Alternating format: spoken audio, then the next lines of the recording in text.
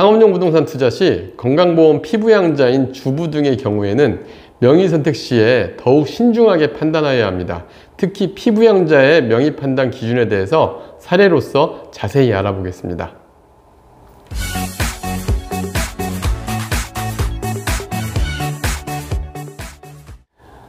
안녕하세요. 월세호스TV의 최영수입니다.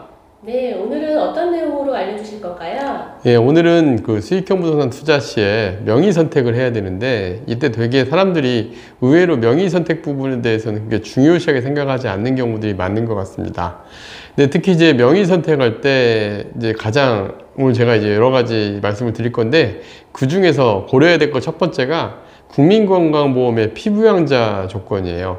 예전에 제가 사례자분 중에 실제 이제 상담을 할 때 문의했던 분이 한 분 이런 분이 계셨어요. 주부셨는데 이제 그 연세가 좀 있는 분이셨는데 아드님 밑에 이제 피부양자로 돼 있었는데 월세 한 50만 원 받겠다고 이제 그 수익형 오피스텔을 샀는데 일반임대 사업자를 등록을 한 거예요. 그리고 나서 이제 그 실제 소득을 딱 받을 때 보니까 갑자기 건보료가 발생한 거죠. 지역가입자로 50만 원 월세를 받는데 20만 원의 건보료를 낸 케이스가 있었습니다. 그래서 이거 뭐 남는 것도 없다 이런 얘기들도 있었는데, 그게 왜 그런지 오늘 하나씩 살펴보겠습니다. 일단 피부형 수익형 부동산 투자 명의 선택 문제를 사전에 알아야 되는 이유가, 첫 번째는 피부양자의 지역건강보험료 부과 시에 소액 투자 시에 건보료가 임대 수익보다 더 높은 경우도 발생할 수 있어요.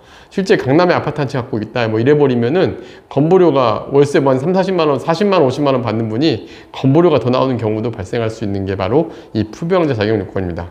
그 다음에 이제 그 사전에 제가 이제 그 다음번에 한번 얘기를 할 텐데, 월 임대료 추산할 때 누구 명의로 할지, 부부 중에 남편 명의로 할지, 배우자 명의로 할지, 아니면 공동 명의로 할지, 세금부터 해가지고 피부양자 건보료까지 같이 감안해서 계산해야 되는데, 제가 사례로 이따가 실제 얼마 정도 차이가 나고 어떤 선택을 해야 되는지를 한번 설명을 드릴 거고요.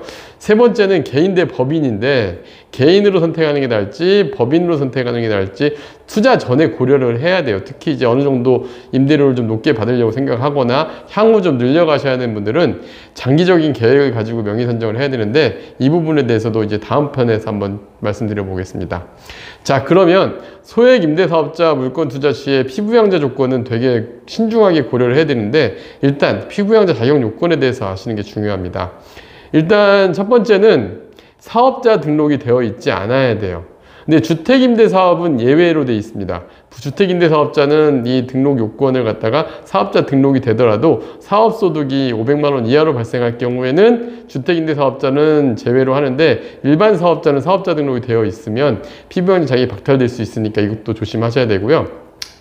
사업자 등록이 없는 경우, 직장인 가입자 같은 경우 아니면 피부양자 같은 경우 기타 소득이 2천만 원 이내여야 됩니다. 그 다음에 사업소득이 한 500만 원 이하일 것, 뭐 이것도 역시 주택임대사업자는 실제 경비율을 50% 이상 60%를 적용을 하기 때문에 1,000만 원 이하 같은 경우는 소득이 없는 걸로 잡혀서 문제가 없고요. 그리고 재산 공시가 기준 피부양자가 9억 이하의 주택을 보유해야지 이제 피부양 자격이 유지된다라는 건 여러분들이 알고 계셔야 될 것 같습니다. 자, 그러면 이제 이 내용은 사실은 국민건강보험 홈페이지에 가보면 되게 자세하게 나와 있어요. 그 절차를 지금 건강보험 홈페이지에 캡처한 건데, 사업자 등록이 있느냐, 사업소득 금액이 발생하느냐, 장애인이냐, 뭐 사업소득 금액이 500만 원 이하냐, 이걸 이제 그대로 내가 절차를 따라가서 피부양자 인정되는지 제외되는지 여러분들이 시뮬레이션 해볼 수가 있거든요. 그래서 이거 반드시 해보시고 명의를 정하셔야 되고, 이제 만약 지역가입자로 전환됐을 때 건보료도 계산할 수 있는데, 이건 실제 사례분인데, 이제 주택을 한 14억짜리 갖고 있는데, 이제 그 공시가는 8억 5천짜리였어요. 공시가 8억 5천일 때 다른 소득이 없이 사업자만 등록을 해서 건보료가 만약에 지역가 전환된다 한다면 건보료가 얼마 나오냐면 25만 원 정도 나오는 거, 24만 8천 원 정도 나오는 이 지역보험료 계산도 할 수가 있습니다. 제가 그래서 이 부분을 이제 이 피부양자 자격 요건 같은 경우는 특히 현재 피부양자인 분들이 수익형 부동산 투자를 할 때 명의를 어떻게 선택해야 될지 반드시 고려를 하셔야 돼요. 이 건보료가 생각보다 높다라는 걸 여러분들이 알고 투자하셔야 되고요. 뭐 월세가 높아서 건보료가 크게 영향을 차지 않는다면 상관이 없겠지만, 대부분 처음 투자하시는 분들은 월세가 낮은 소액 투자자가 많다 보니까 특히 소액 투자의 경우는 명의 선정을 좀 더 신중하게 해야 된다, 이런 말씀을 드리고 싶습니다. 네, 그렇다면 실제 피부양자 상가 투자 사례로 건보료를 어떻게 비교해야 되는지 알려주세요. 네, 일단 제가 이분은 실제 사례인데요. 2억 정도의 상가를 이제 학원 상가를 투자하신 분인데 사전에 저랑 상담을 통해서 이걸 비교를 해서 명의 선정을 남편으로 바꿔드렸던 케이스입니다. 임대료는 월 1,080만 원을 받고 2억짜리 상가입니다.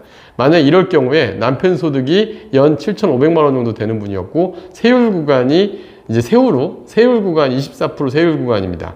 그리고 자택 공시가가 9억 원 부부 공동 명의로 했던 거예요.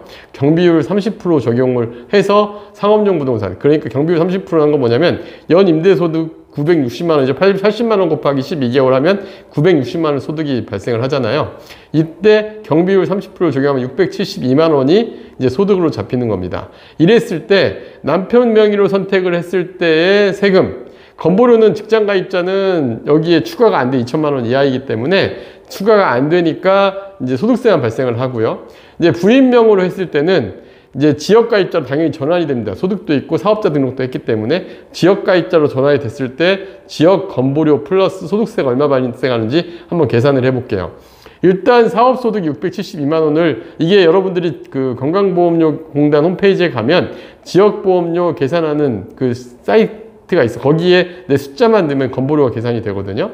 그럼 사업소득 672만 원이 계산이 되고 공시가 9억 원 부부 공동명의니까 부인분 명의로는 4억 5천만 원의 집 가격이 세팅이 되겠죠. 4억 5천만 원 세팅이 됐을 때 672만 원과 4억 5천만 원을 했을 때 건보료가 22만 2,750원이 나옵니다. 그러면 부인 명의로 했을 때는 지역건보험료 22만 2,750원 곱하기 12개월 해서 연 건보료가 267만 원이 나오고요. 여기에 이제 종합소득세율 6% 적용, 672만 원에 6% 적용을 하면 종합소득 40만 원에 307만 원에 부가 준조세 플러스 세금까지 해서 307만 원이 나오는데 만약에 남편 명의로 했을 때는 소득세 24% 세율 구간을 적용을 해도 161만 원의 세금이 나오는 겁니다. 그래서 사전에 이거를 계산을 하고 시뮬레이션을 했기 때문에 80만 원 해서 연 140만 원 차이니까 960만 원에 140만 원 차이면 상당히 큰 부분이죠. 10%가 훨씬 넘는 차익이잖아요. 이게 매년 발생을 하고 매월 발생을 하는 거다 보니까 이 금액이 차이가 큰 거죠. 그래서 명의 선정을 차이에 의해서 이 정도 수익률 차이가 난다는 거 여러분들이 반드시 알고 들어가셔야 됩니다. 그래서 명의 선정할 때는 이렇게 사전에 세금과 건보료까지 계산을 해서 들어가는 게 굉장히 중요합니다. 네, 그렇다면 마지막으로 수익형 부동산 명의 선택 시 피부양자 기준 체크 포인트를 정리해 주세요. 네, 일단 제가 한 3가지 정도만 말씀을 드리고 싶어요. 만약에 내가 피부양자라고 한다면은 피부양자 자격 요건, 박탈 요건을 감안해가지고 소액 투자 시에는 명의 선택 되게 신중하게 판단해야 됩니다. 실제 배우자 소득세율이 38% 이하일 경우에는 웬만하면 배우자 명의의 그 남편분, 그러니까 소득이 발생하는 사람의 명의가 유리한 경우가 대부분이라는 거 여러분들이 알고 계셔야 되고요. 단 주택임대사업자는 좀 다를 수 있습니다. 주택임대사업자 같은 경우는 연소득 1,000만 원 이하의 경우에는 분리과세 적용되고 하니까 피부양자로 명의를 하셔도 되지만 일반 상업용 부동산 같은 경우는 반드시 이 부분도 알고 계셔야 되고요.